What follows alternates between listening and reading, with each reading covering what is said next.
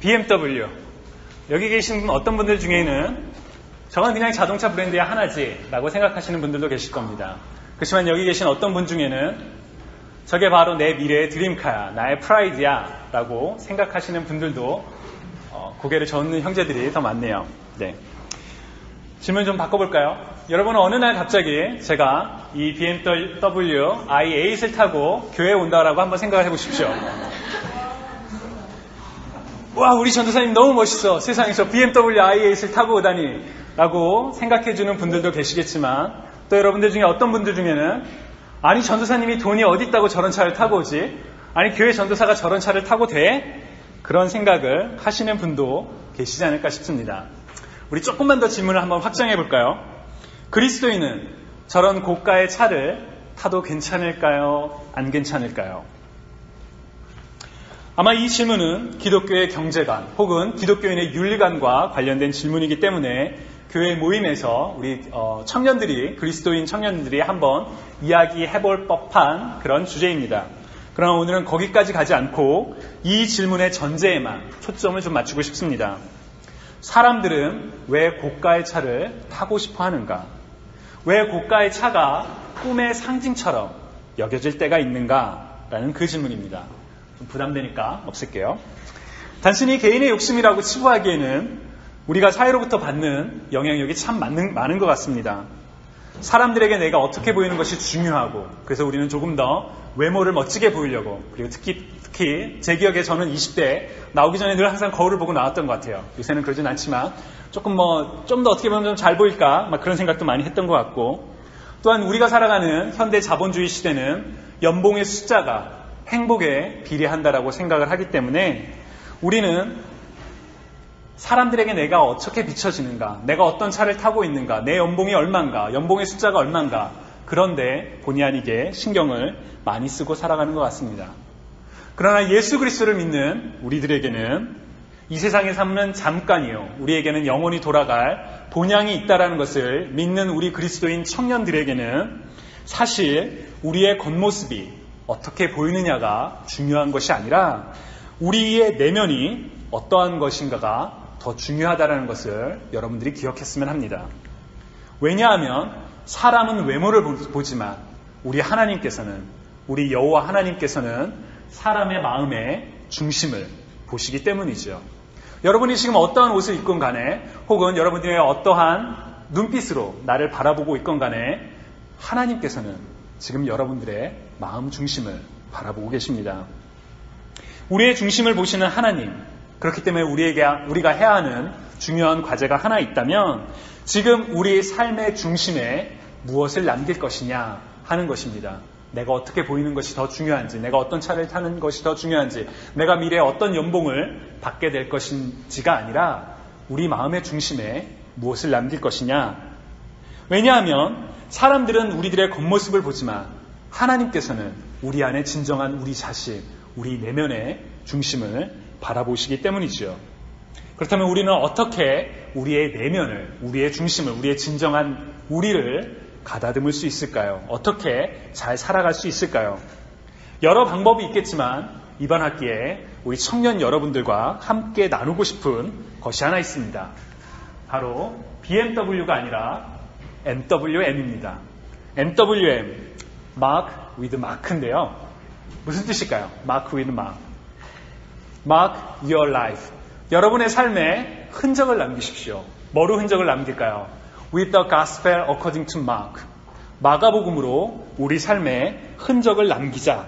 바로 마가복음이 우리 삶의 중심에, 내 안에 진정한 우리에게 흔적을 남겼으면 하는 바람으로 여러분들과 이번 학기에 같이 이 마크 위드 마크를 했으면 합니다. 어떤 흔적을 남겨야 될까요? 바로 예수 그리스도의 흔적입니다. 예수 그리스도의 흔적.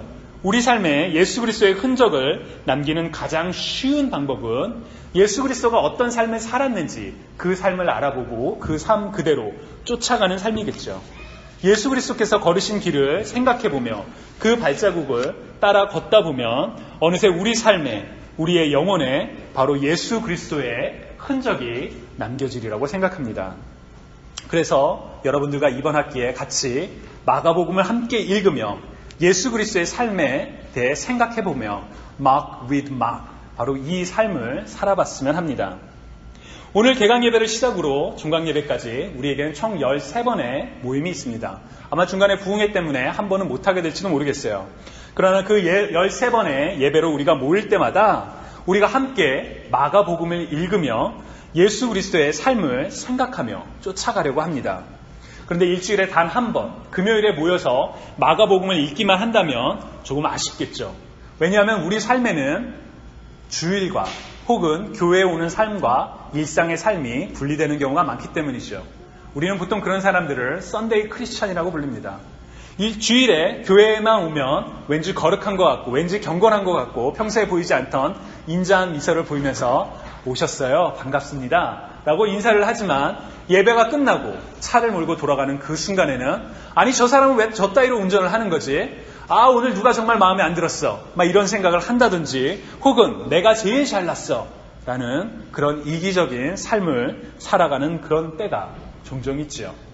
부끄럽지만 저도 그럴 때가 있습니다. 그래서 우리가 썬데이 크리스찬에 머무르는 것이 아니라 주일에만 혹은 우리가 같이 청년들이 예배드리는 이 금요일에만 마가복음을 생각하는 것이 아니라 우리가 살아가고 있는 바로 그 삶의 현장에 여러분들의 기숙사에, 여러분의 숙소에, 여러분들의 도서관에, 학교에서 하나님의 말씀을 함께 보는 그런 시간을 가지려고 합니다. 그래서 금요일 외에도 우리가 주중에 하루의 날을 정해서 같이 큐티를 하려고 합니다. 그냥 큐티가 아니라 온라인으로 하는 조금 특별한 큐티를 하려고 해요. 여러분 혹시 인터넷 방송 혹시 보시나요? 아프리카 TV 뭐 이런 거? 보시는 분? 우리는 그 솔직한 우리 청년들이 몇 명 있어요. 고마워요, 응진 형제. 그 인터넷 방송 중에 혹시 스터디방이라고 보신 분 계시나요? 스터디방? 네, 고맙습니다. 스터디방이 뭐냐면 렉처를 듣는, 강의를 듣는 방이 아니라 그냥 내가 인터넷 캠코더를 틀어놓고 나는 그냥 공부를 해요. 그리고 그 방송을 듣는 사람들은 그 공부하는 화면이 나오는 것을 그대로 보고 자기도 틀어놓고 공부를 합니다. 여러분들이 많은 경우가 저랑 비슷하리라 생각하지만 공부를 할 때 제일 방해가 되는 게 뭔가요? 카톡이 울리면 핸드폰을 봐야 되고 핸드폰을 보다 보면 뉴스가 뜨고 그러다 보면 점점점 다른 세상으로 가게 되죠. 근데 그 스터디방을 해놓으면 누군가 화면 속에서 공부를 하고 있어요. 그리고 그 사람을 보면서 나도 같이 공부를 하죠. 그게 바로 인터넷 방송에서 스터디방인데 그와 비슷한 방식으로 우리가 큐티를 하려고 합니다. 일주일에 단 한 번 정해진 시간에 우리가 온라인으로 큐티를 함께 하죠. 물론 여러분들의 얼굴이 나오진 않습니다. 아마 제 얼굴만 나올 거예요. 본문과. 그럼 여러분들이 어디에 있건 간에 화장실에 있건 간에 도서관에 있건 간에 혹은 집에 침대 위에 누워 있건 간에 그 시간에 같이 우리가 똑같이 하나님의 말씀을 읽고 말씀을 묵상하는 그런 시간을 가지려고 합니다. 스터디방처럼 말이죠. 다만 조금은 좀 특별하게 이 오늘 우리가 읽은 본문이 어떤 배경의 의미가 있는지 어떤 의미가 있는지 그런 거에 대한 약간의 설명을 곁들이려고 합니다. 약 15분 정도 10분 내지 15분 우리가 어디 있든 상관없이 그렇게 일주일에 단 한 번 우리가 사는 그 현장에서 Mark with Mark 바로 예수 그리스도의 흔적을 살아가는 저희가 됐으면 좋겠습니다. 그 참여 방법은 여러분들이 오늘 입력해 주신 사실 주소록 입력이 잘 안 됐는데 아마 우리 회장님께서 나중에 또 따로 적으시는 그런 기회를 아마 가지실 것 같아요. 거기에 적어주시면 참여할 수 있는 방법을 안내해 드리겠습니다. 자, 그렇다면 MWM, Mark with Mark의 첫 번째 날인 오늘의 본문을 같이 읽도록 하겠습니다. 마가복음 1장 1절부터 5절인데요. 우리 첫 번째 페이지는 우리 형제분들이 그리고 두 번째 페이지는 자매님들이 그래서 번갈아 가면서 같이 읽겠습니다. 우리 한글로 같이 읽을까요? 형제님부터 시작.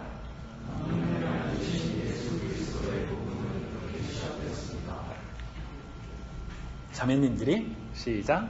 이사의 현자의 글에 이렇게 쓰여 있습니다. 너와 내가 내 앞에 사사를 든다. 그가 내 길을 준비하셨다.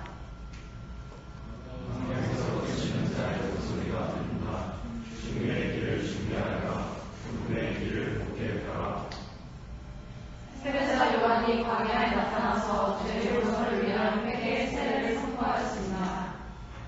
그래서 온 유대 지방 사람들과 예루살렘 사람들이 요한에게 나아갔습니다. 그들은 자신들의 지은 죄를 고백하고 요단강에서 요한에게 세례를 받았습니다. 아멘. 제가 중요한 걸 한 가지 빼먹은 것 같아요. 왜 마가복음일까요? 많은 성경의 66권의 책 중에서 왜 하필 마가복음일까요? 예수 그리스도의 삶을 따라가기 위해서, 예수 그리스도의 흔적을 남기기 위해서 다른 성경책도 있는데 왜 하필 마가복음일까? 솔직하게 말씀드리면 마가복음이 가장 짧기 때문입니다. 다른 복음서는 막 20장, 28장 막 이렇게 넘어가는데 마가복음은 짝 16장까지 뿐이 없지요. 그런데 여러분들과 이 MWM을 같이 나누기 위해서 준비하면서 사실은 이 마가복음이 우리 청년들에게 굉장히 의미가 있고 굉장히 중요한 복음이구나, 정말 MWM과 잘 어울리구나 하는 그런 확신이 들었습니다. 여러분, 성경에는 총 4권의 복음서가 있습니다. 무슨 복음서가 있을까요? 용진영 씨가 혹시 4권의 복음서가 뭔지 아나요? 마가복음, 또 나머지 3개는? 네, 마가복음 1번, 2번 나왔는데 마가복음 있고 또 뭐가 있을까요? 마태복음이 있죠. 마가복음 있고 누가복음, 요한복음. 이 4권의 책만 66권의 성경 중에 우리는 복음이라고 부릅니다. 왜 이 4권의 책을 복음이라고 부를까요? 왜냐하면 복음이 바로 예수 그리스도에 관한 복된 소식을, 예수 그리스도에 관한 소식을 적어놓은 책이기 때문에 복음서라고 부릅니다. 그리고 4권의 복음서는 바로 예수 그리스도의 삶에 대해서 직접적으로 다루고 있는 본문이지요. 우리 마가복음 1장 1절을 보면 이렇게 시작을 합니다. 하나님의 아들이신 예수 그리스도의 복음은 이렇게 시작되었습니다. 여러분, 글을 써보신 분들은 아시겠지만 논문을 쓸 때, 페이퍼를 쓸 때 제일 힘든 게 첫 시작이죠. 어떻게 내 페이퍼를 시작할까? 어떻게 이 첫 문장을 이끌어낼까? 그런데 마가복음은 유명한 신학자인 톰 라이트에 의하면 마치 찬물을 끼얹는 것 같이 첫 시작을 한다고 얘기를 합니다. 아무런 거두절미 설명 없이 하나님의 아들 예수 그리스도의 복음은 이렇게 시작되었습니다 라며 복음의 시작을 바로 선포하는 것이죠.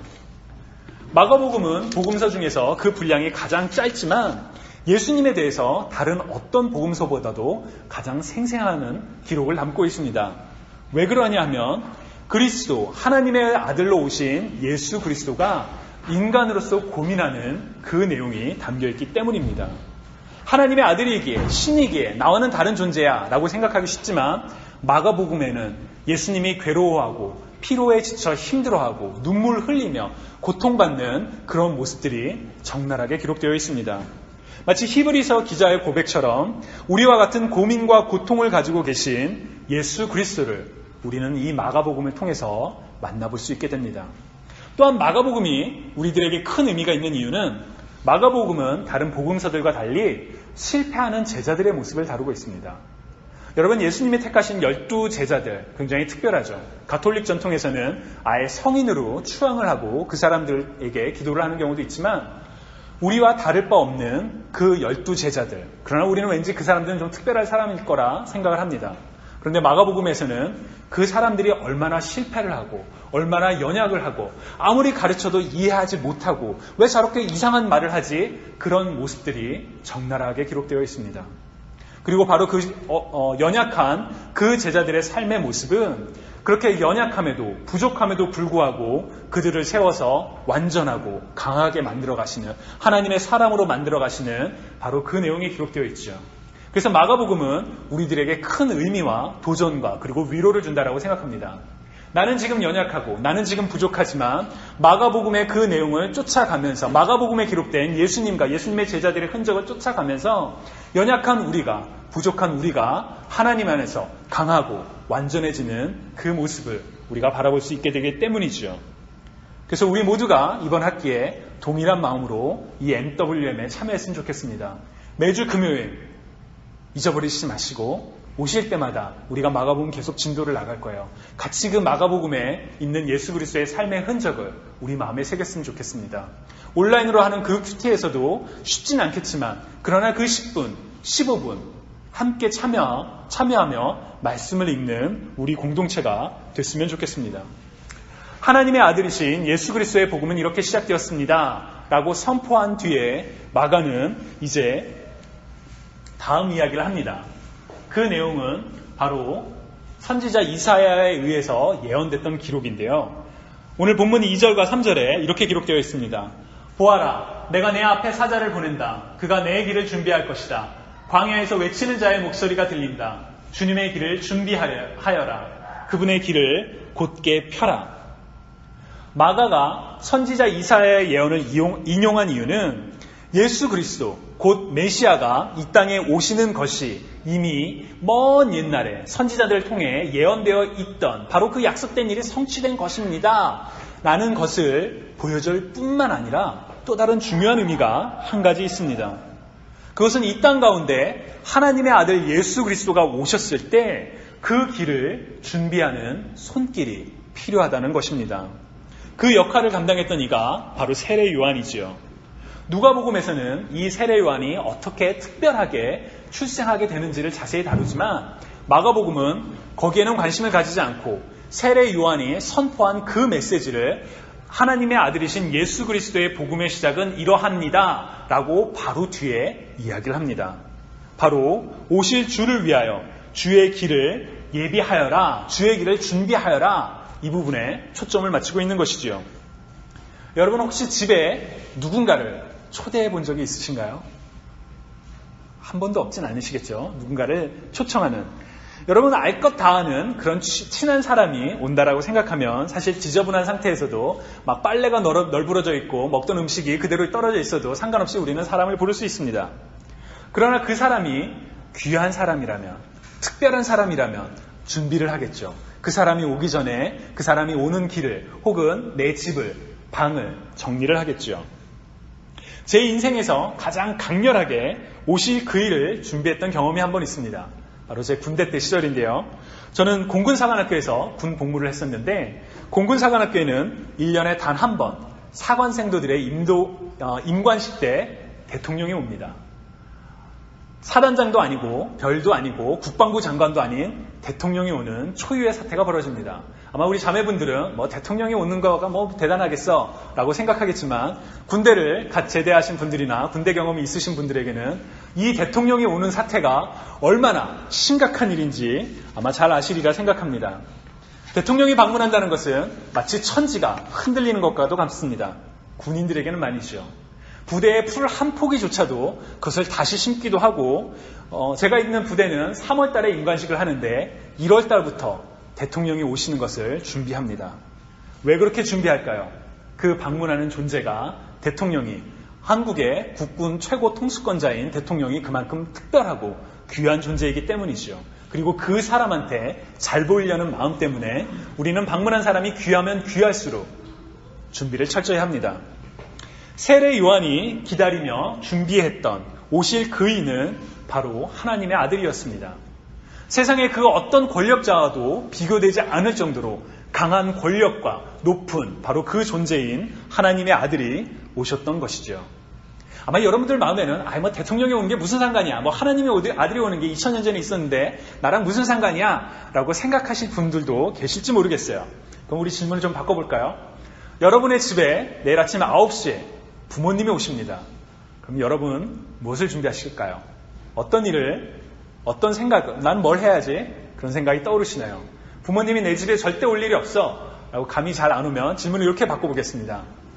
여러분의 집에 내일 아침 9시에 여러분들의 신분을 결정할, 여러분들이 F비자를 계속 유지할 혹은 H1 비자를 가질지 줄지 안 줄지를 결정할 이민국 직원과 그리고 IT 전문가가 옵니다. 여러분들의 평소에가 어떤 생각을 가지고 있는지, 여러분들의 컴퓨터에 어떠한 파일들이 있는지 보려고 온다라고 한번 상상을 해보십시오. 그럼 무슨 준비를 하시겠습니까? 일단 떨리겠죠. 내 컴퓨터에 혹시나 이 불법으로 다운받은 영화 파일을 걸리면 어떡하냐? 무슨 폴더죠? 업무 폴더 혹은 이름이 잘 생각이 안 나네. 하여튼 그런 폴더들이 들키면 어떡하나? 그러면서 우리 마음이 떨릴 분들이 계실지 모르겠습니다. 2000년 전 세례 요한이 준비하며 기다리며 준비했던 이는 바로 하나님의 아들 예수 그리스도였습니다. 우리의 겉모습을 보는 이가 아니라 우리 컴퓨터 파일을 다 뒤지는 것처럼, 핸드폰에 뭐가 저장되어 있는지, 무슨 통화 기록이 있는지 다 보는 것처럼 우리 마음의 중심을 보시는 하나님의 아들이 오시는 것을 세례 요한은 준비했었지요. 그 오실 일을 위해 그 길을 준비하면서 세례 요한이 했던 일이 무엇일까요? 오실 그분의 길을 준비할 때 그 내용이 오늘 본문 4절에 기록되어 있습니다. 우리 한번 같이 읽어볼까요? 시작.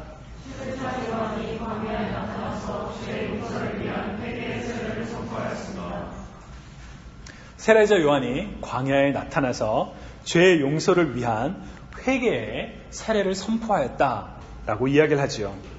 하나님의 오심을 기다리는 자들이, 하나님이 내 인생 가운데 오실 것을 준비하는 자들이 행해야 될 바로 첫 번째 일이 바로 이 회개입니다.